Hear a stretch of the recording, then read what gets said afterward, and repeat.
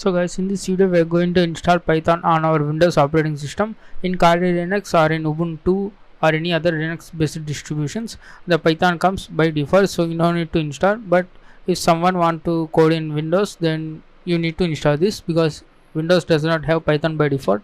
And all you need to do is you type in Google the Python and you will get this website called python.org. This is the official website, and here you can download the installer and click on this download and download for Windows. And I'm not sure about this Python 3.9. Okay, let's go ahead and download this one. So if in your Linux distribution this Python does not install, then you need to type sudo apt install python 3. So my binary has been downloaded. Let's click on this and now click on run. And now you need to check this one, add part python 3.9 to path, so that in command prompt you can directly access this Python interpreter and run the Python programs. Click on this, and I also show you if you did not click on this one what will happen. So install now. So if you did not check that box, add Python, so you need to go to Windows Explorer, that is File Explorer, right click on this and click on Properties and click on this Advanced System Settings and click on this Environment Variables and go to this path and click on Edit. Now after installation of this Python, you need to go to the C directory, program files, Python, and you need to add the path here, so that in command prompt you can directly access via Python command.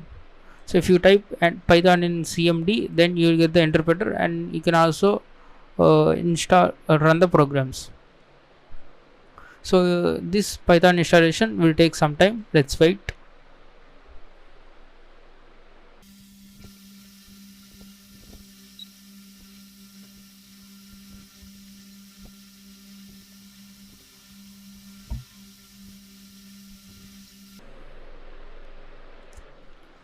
Now guys, Python was successful.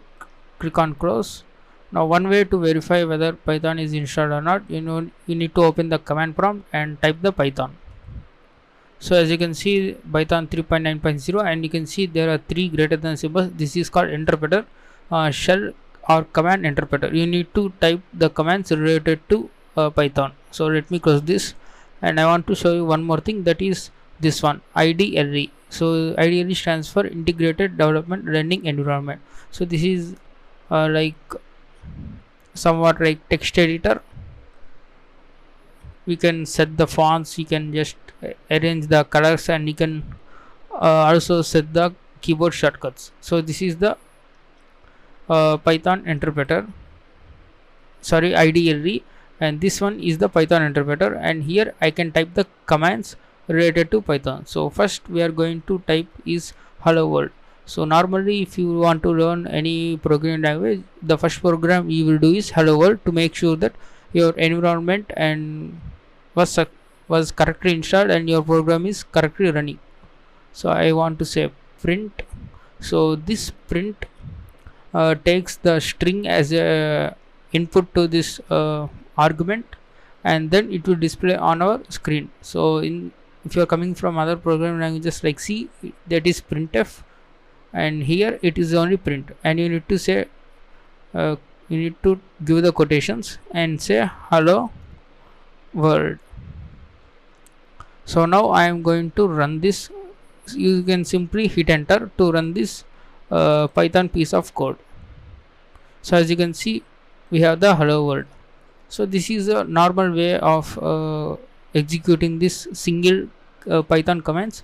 If you want to make a list of commands, you need to insert in a file, and you need to give the file extension .py. So you can just click on file, new file, and here you can give the Python commands like print of hi, and let's say print of hello world.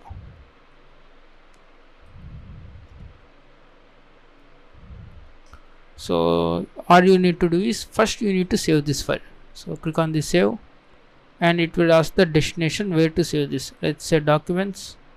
So there is already a hello world.py. I just made it. I have already made this video long ago. So let's say sample.py. No need to, and click on save. Now to run this, click on this run and click run module or press F5. So you can see the output hi and hello world. So that's all for this video. I hope you have understood. We have installed this Python and we have created the new file with the extension .py, and we have given the two commands, Python commands, and those have been executed in the interpreter.